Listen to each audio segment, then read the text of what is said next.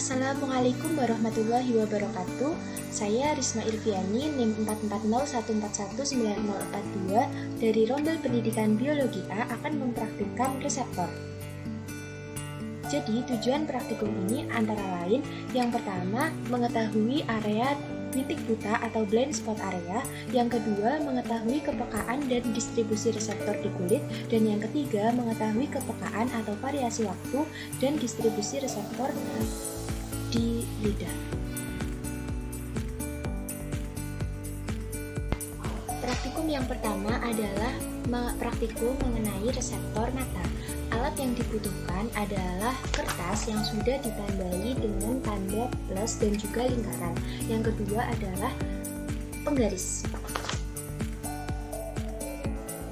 Jadi langkah kerjanya adalah meletakkan kertas bertanda ini 40 cm di depan mata probandus.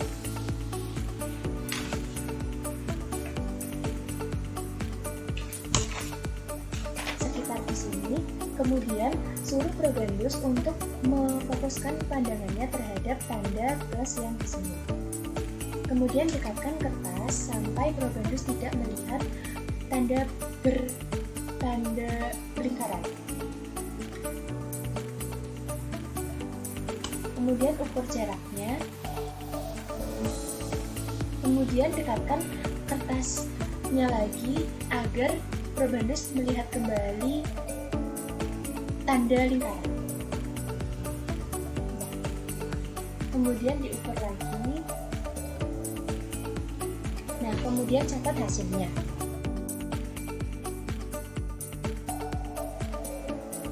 Praktikum yang kedua adalah praktikum mengenai reseptor kulit. Alat yang dibutuhkan yang pertama adalah jarum pentul, yang kedua adalah logam besi. Nah, untuk langkah kerjanya, sebelumnya kita harus membuat bujur sangkar 2,5 cm di telapak tangan dan juga di punggung tangan. Di dalam bujur sangkar tersebut terdapat 25 titik yang akan menjadi sasaran dalam praktikum reseptor ini. Sentuhkan jarum pada setiap titik yang ada di telapak tangan maupun ujung tangan, kemudian tanyakan kepada probandus apakah merasakan nyeri atau tidak. Lakukan hal yang sama dengan mengganti jarum dengan logam besi yang sudah diberi larutan yang dingin dan panas.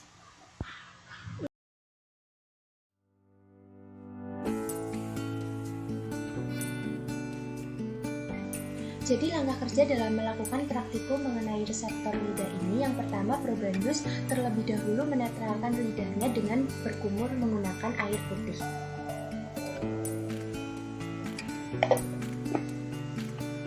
Kemudian setelah berkumur, cotton bud dicelupkan ke dalam larutan gula. Kemudian cotton bud ini disentuhkan ke bagian ujung lidah, yang mana ujung lidah merupakan reseptor untuk mendeteksi rasa manis. Sebelumnya harus di stopwatch terlebih dahulu untuk mengetahui berapa lama waktu untuk mengenali rasa manis tersebut.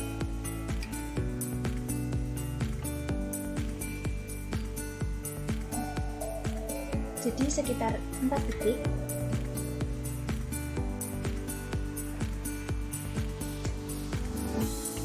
Lakukan hal yang sama terhadap bagian-bagian lidah yang lainnya.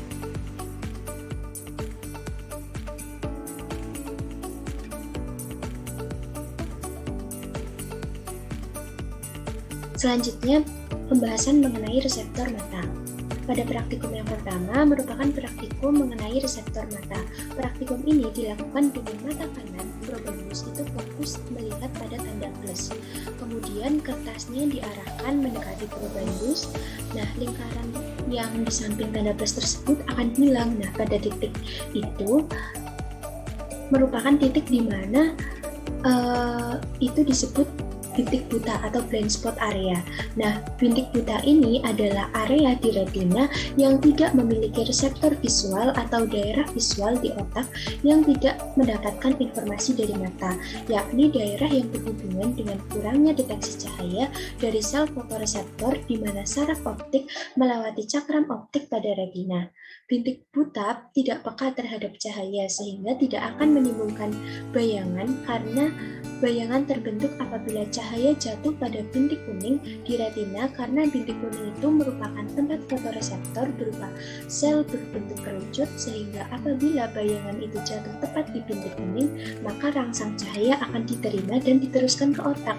Nah, lingkaran yang di kertas tersebut itu akan muncul kembali pada saat posisi kertas itu terus kembali mendekati probandus pada jarak tertentu. Nah, hal yang sama dilakukan pada mata sebelah kiri, fokus melihat pada tanda plus, kemudian melakukan dengan teknik yang sama seperti tadi. Yang selanjutnya, pembahasan mengenai reseptor kulit. Nah, praktikum yang kedua merupakan praktikum mengenai reseptor kulit. Praktikum ini dilakukan dengan cara membuat bujur sangkar dengan sisi 2,5 x 2,5 yang mana di dalamnya digambar titik sebanyak 25. Nah, titik tersebut diberi rangsangan dengan jarum dan besi yang telah direndam oleh air panas dan air dingin. Nah, pelepasan enzim dari jaringan yang rusak atau terluka menimbulkan reaksi berupa sensasi rasa sakit di kulit sehingga akan mengubah protein tertentu di dalam darah menjadi bradykinin yang mengaktifkan reseptor rasa sakit. Rangsangan panas diterima oleh ujung saraf peraba kulit atau corpuscula rubini yang selanjutnya diteruskan oleh saraf sensori ke pusat peraba di otak. Reseptor lain yang terdapat di kulit juga antara lain corpuscula callose untuk rangsangan dingin, corpuscula ujung saraf terbuka untuk rangsangan nyeri, dan corpuscula Meissner untuk rangsangan peraba. Secara umum, reseptor dingin dan panas terletak tepat di bawah kulit pada titik-titik yang berbeda serta terpisah. Reseptor untuk nyeri terdapat di hampir semua jaringan tubuh, dan reseptor untuk peraba banyak terdapat di ujung saraf bebas yang dapat ditemukan di dalam kulit dan di dalam banyak jaringan. Tingkat sensitivitas setiap manusia itu berbeda-beda, bahkan sensitivitas punggung tangan dan telapak tangan seseorang juga berbeda. Hal ini dapat terjadi karena kulit mengalami adaptasi sensorik. Kemudian pembahasan yang ketiga mengenai reseptor lidah. Nah, praktikum yang ketiga ini merupakan praktikum reseptor lidah dengan cara mengetahui lokasi reseptor pengecap serta variasi waktu sensasi. Ujung lidah itu lebih sensitif terhadap rasa manis, tepi depan lidah lebih sensitif terhadap rasa asin, tepi belakang lidah lebih sensitif terhadap rasa asam, dan pada bagian pangkal lidah lebih sensitif terhadap rasa pahit. Pada praktikum ini, bahan yang diujikan diletakkan di lidah probandus sesuai dengan posisi rasa bahan di lidah yang sesuai dengan teori. Nah, hasil praktikum menunjukkan bahwa probandus dapat menyebutkan rasa yang benar pada masing-masing bahan uji serta dalam penentuan lokasi pengecapan yang tepat. Hal ini menandakan tidak terdapat gangguan pada lidah probandus. Tingkat sensitivitas lidah seseorang juga mempengaruhi kemampuannya mengecap suatu rasa. Jadi kesimpulannya, daerah bintik buta terdapat pada mata kanan dan mata kiri yang mana jaraknya berbeda. Corpuscula rubini sebagai reseptor panas, corpuscula callose sebagai reseptor dingin, corpuscula Meissner sebagai reseptor sentuhan, dan corpuscula basinus sebagai reseptor tekanan. Lidah bagian ujung depan lebih sensitif terhadap rasa manis, bagian samping kanan kiri depan sensitif terhadap rasa asin, bagian kanan kiri agak belakang sensitif terhadap rasa asam, dan bagian belakang sensitif terhadap rasa pahit. Sekian praktikum reseptor. Mohon maaf bila banyak kesalahan. Wassalamualaikum warahmatullahi wabarakatuh.